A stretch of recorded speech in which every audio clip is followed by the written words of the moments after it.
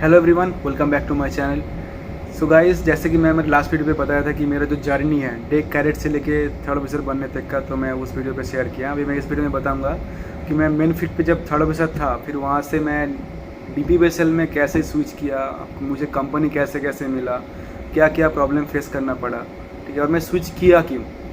ये सारा चीज़ का बारे में मैं इसी वीडियो में बताऊँगा। तो जैसे मेरा सेकंड लाइसेंस क्लियर हुआ, मेरा FG second FG unlimited licence है, तो मैं सिनर्जी में गया, ऑयल केमिकल टैंकर में एक सेलिंग किया 7 मंथ्स, ठीक है। फिर मुझे मालूम चला डीपी वेसल के बारे में। एक्चुअली उससे पहले मालूम था, तो मैं जब जहाज़ पे था सिनर्जी में, उस टाइम पे मैं धीरे धीरे रिसर्च किया कि डीपी वेसल क्या होता है, कैसे कैसे अप्लाई करेंगे, कैसे कैसे कंपनी मिलेगा, ये सब के बारे में मैं ये किया। फिर घर पे आया, घर पे आके डीपी वेसल का जो बेसिक कोर्स होता है एक 45,000 रुपीज़ लगा था 5 डेज़ का कोर्स है, जो कि मैं मुंबई में किया था। नवी मुंबई एकोनट मेरिन करके कॉलेज था, वहाँ से मैं कोर्स किया था। वहाँ पे मैं डीपी बेसिक कोर्स किया। अब डीपी बेसिक तो कोर्स कर लिया, ठीक है। तो तब डीपी बेसिक कोर्स करने के बाद मेरा रैंक क्या हो गया, सेकंड मेट ट्रेनी डीपीओ। अब ट्रेनी डीपीओ में जॉब मिलना बहुत ही टफ बात है, ठीक है, बिकॉज मेरा डीपी वेसल का कोई भी एक्सपीरियंस नहीं था। डीपी वेसल मतलब ऑफिसर वेसल का कोई भी एक्सपीरियंस नहीं था, बट मेन फ्लीट का एक्सपीरियंस था। बट मेन फ्लीट और डीपी वेसल इनका पूरा अलग अलग है, दोनों पूरा डिफरेंट है, तो दोनों में अलग है। तो फिर फ्रेशर था, इसीलिए मैं बहुत सारा कंपनी में अप्लाई किया, बहुत सारा। मैं मतलब सीवी बना के इतना कंपनी में मैं ये भेजा हूँ कि मैं भी खुद भूल गया हूँ, मतलब इतना कंपनी में मैं अपना सीवी सेंड किया हूँ ईमेल में। तो फाइनली मुझे एक कंपनी का रिप्लाई आया था, ठीक है, एबीएस मेरिन करके एक नाम है, उनका जहाज़ दे रहा था सागर ने थी। फिर मैं वहाँ पे गया ट्रेनी डीपीओ में। उस टाइम पे सैलरी बहुत कम हो गया था, जो कि मैं थर्ड ऑफिसर में टैंकर में जो सैलरी मिल रहा था, इससे यहाँ पे सैलरी उसका आधा से भी कम हो गया था। क्योंकि मैं क्यों गया, क्योंकि मुझे थोड़ा पहले एक्सपीरियंस चाहिए था, तो एक्सपीरियंस के बिना जॉब मिलने का भी थोड़ा प्रॉब्लम है। फिर मैं वहाँ पर गया उस जहाज़ पे, तो मुझे शायद लगा कि चलो यहाँ पर थोड़ा एक्सपीरियंस मिल जाएगा मुझे। बट मेरा ज्वाइनिंग था कोचीन से, केरला में जो कोची है, कोची पोर्ट से। जब मैं कोची पहुंचा, वहाँ पे सब डॉक्यूमेंट्स में साइन किया, ठीक है। तो जब गया, देखा कि जहाज़ ड्राई डॉक पे है, तो मालूम नहीं था पहले से कि जो जहाज़ ड्राई डॉक पे है। तो जहाज़ पे जब गया, फिर धीरे धीरे जब मालूम चला कि जहाज़ के पास डीपी लाइसेंस ही नहीं था उस टाइम। मतलब जहाज़ का भी एक डीपी सर्टिफिकेट होता है, जिसके बिना जहाज़ का डीपी का कुछ वैल्यू नहीं है। फिर तब देखा वहाँ पे, फिर वहाँ पे मेरा 2 महीना वेस्ट हो गया, ठीक है। फिर वहाँ से मैं साइन ऑफ किया। थोड़ा सा मेरा मूड ख़राब होगा कि ये तो कंपनी थोड़ा गलत किया कि डीपी टाइम मिलेगा ऐसे ऐसे बोल के ज्वाइनिंग करवाया, बट वहाँ पे कुछ हुआ नहीं, ठीक है। तो आप भी अगर डीपी वेसल ज्वाइन कर रहे हैं, अगर स्विच कर रहे हैं, तो जहाज़ ज्वाइन करने से पहले जो डीपी जो लाइसेंस होता है, वो बेसिकली इशू होता है एनआई से, एनआई मतलब नॉटिकल इंस्टीट्यूट। तो एनआई का वेबसाइट में जाके अब जहाज़ का नेम और जहाज़ का आईएमओ नंबर अगर आप डालेंगे, तो आपको मालूम चल जाएगा कि जहाज़ के पास डीपी लाइसेंस है कि नहीं, और डीपी 1 है या डीपी 2 है, ठीक है। तो ये मालूम कर सकते हैं। बट मैं उस टाइम पे फ्रेशर था, मेरा कोई भी आस पड़ोस में दोस्त कोई था नहीं कि डीपी वेसल की मैं किया है, तो जो एक गाइड दे सकेगा कि ऐसा ऐसा प्रोसेस है, तुमको इसको उसको चेक करके जाना पड़ेगा, तो ऐसा कोई बोलने वाला था नहीं। तो मैं ऐसे मिला, तो मैं चला गया वहाँ पे।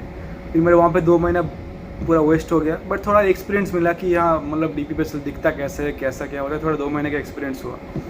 तो उस 2 महीने का एक्सपीरियंस को यूज़ करके मैं फिर से सीवी भेजना शुरू किया डिफरेंट कंपनीज़ में।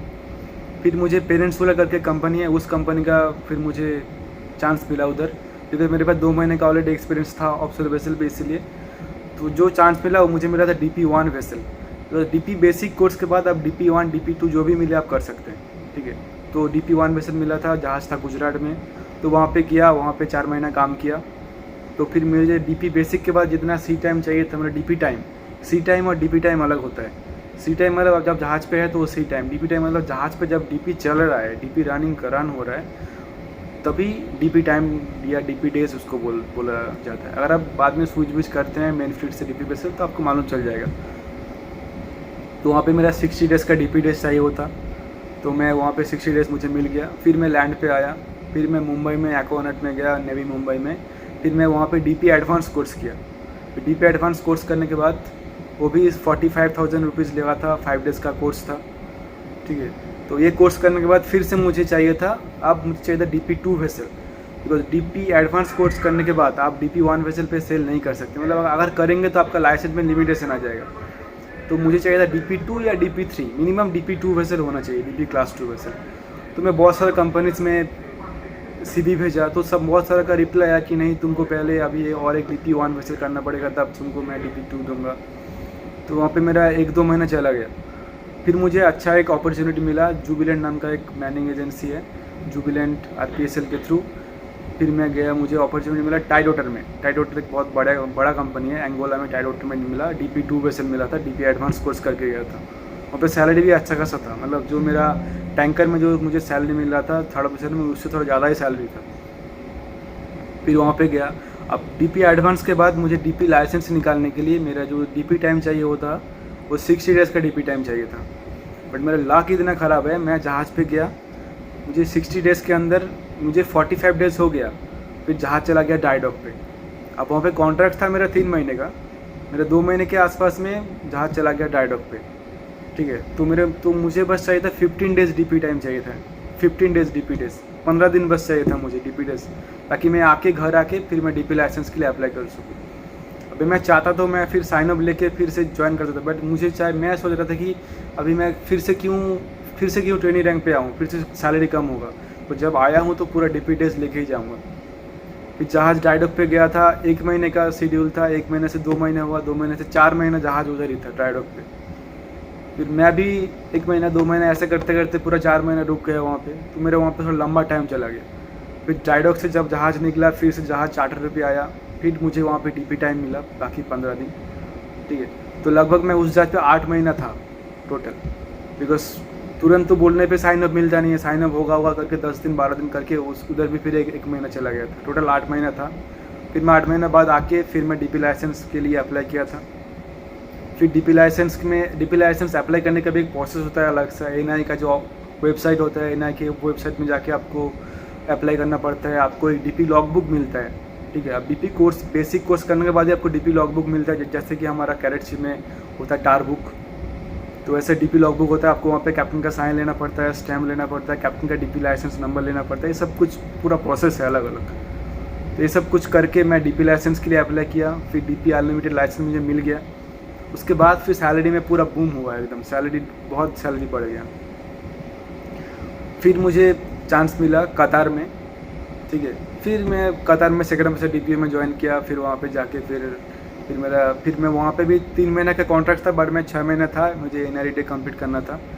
फिर मैं घर गया, फिर मेरा शादी वादी हुआ। फिर मैं चीफ मेट का कोर्स करके, फेज़ 1 कोर्स करके फिर अभी इस जहाज़ पे आया हूँ। ये भी DP2 वेसल है, ये भी कतार में ही हूँ मैं अभी। मिलाज शिप मैनेजमेंट, ये भी बहुत बड़ा कंपनी है। ठीक है, तो अभी मेरा जर्नी अभी तक तो इतना ही है। अभी फिर मैं चीफ मेट का एग्ज़ाम दे रहा हूँ, चीफ मेट एग्ज़ाम क्लियर करूँगा। फिर अगर प्रमोशन मिलता है या और कहीं और किसी कंपनी में देखना पड़ेगा। तो DP का यही है, DP लाइसेंस मतलब DPO बन गए तो DPO है। DP लाइसेंस में ऐसा कुछ नहीं चीफ ऑफिसर अलग अलग ऐसा कुछ। DP लाइसेंस सबका DP लाइसेंस सेम ही है। DP लाइसेंस में फर्स्ट कुछ सीनियर वीनियर कुछ नहीं है, DP लाइसेंस सबका एक ही है। तो यही प्रोसेस है। ठीक है, अभी कोई किसी के क्वेश्चन मुझे कोई करता है कि जैसे कि आप ऑफिसर में काम कर रहे हो तो आपका फिर चीफ मेट लाइसेंस में लिमिटेशन आ सकता है कि नहीं। जो डी शिपिंग का जो सर्कुलर है, अगर आप 2nd मेट लाइसेंस के बाद अगर आप मेन फ्लीट पे मिनिमम 6 मंथ्स का सेलिंग करते हैं, उस टाइम पे आपका चीफ मेट लाइसेंस में कोई भी लिमिटेशन नहीं आएगा। चीफ मेट का लाइसेंस अनलिमिटेड ही मिलेगा। तो अभी मैं चीफ मेट में जब मैं पास करूँगा पूरा ओरल सब क्लियर करके, तब मेरा जो चीफ मेट का लाइसेंस आएगा वो अनलिमिटेड ही आएगा, तब बन जाऊँगा चीफ मेट DPO।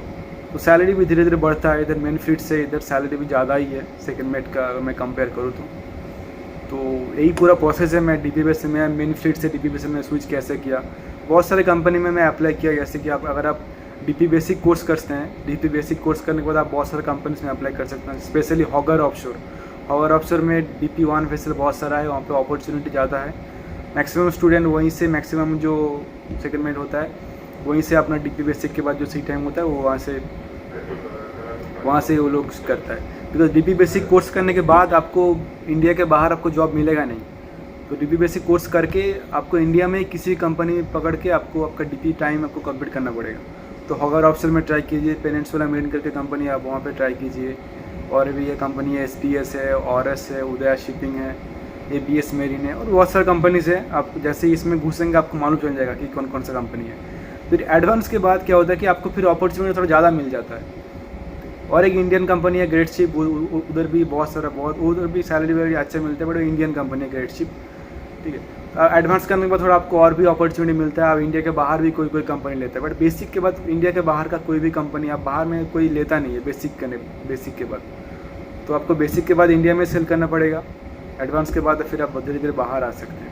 बीएसएनएल में क्या है कि आपका जो कॉन्ट्रैक्ट होता है 2 महीने से 3 महीने होता है कॉन्ट्रैक्ट, हमेशा लैंड के आसपास रहता है, कोई उतना बैड वेदर नहीं मिलता है आपको, हमेशा आपको इंटरनेट अच्छा मिलता है, नेटवर्क में मिलता है, ठीक है। और जो इंडिया में जो कंपनी से उसमें वहाँ पर थोड़ा इंटरनेट का इशू होता है, इंडियन कंपनी में इंटरनेट थोड़ा कम रहता है। बट अगर आप एक बार एडवांस करके इंडिया के बाहर आ गए, इंडिया के बाहर सारे कंपनीज में जितना अभी तक मुझे मिला है, सारे कंपनीज में इंटरनेट बहुत अच्छा होता है, खाना पीना भी अच्छा है। बट अगर आप एंगोला में सेल कर रहे हैं, एंगोला जा रहे हैं अगर आप, तो वहाँ पे खाने का थोड़ा प्रॉब्लम है, ठीक है, वहाँ पे फूड प्रॉब्लम, बिकॉज वहाँ पे अफ्रीकन फूड रहता है। तो ये सब चीज़ है, अब धीरे धीरे आपको समझ में आएगा। अगर आपको कुछ भी गाइडेंस चाहिए कैसे क्या स्विच कैसे करें, तो आप मुझे मैसेज कर सकते हैं, मैं आपको थोड़ा गाइड अगर कर सकूँ तो अच्छा होगा। तो मैं यही चीज़ बोलने के लिए वीडियो बनाया था। तो मैं चैनल को सब्सक्राइब जरूर करें, बिकॉज मेरे चैनल पे ऐसे वीडियो आता रहता है। तो आज की वीडियो मैं खत्म करता हूँ। Take care and bye.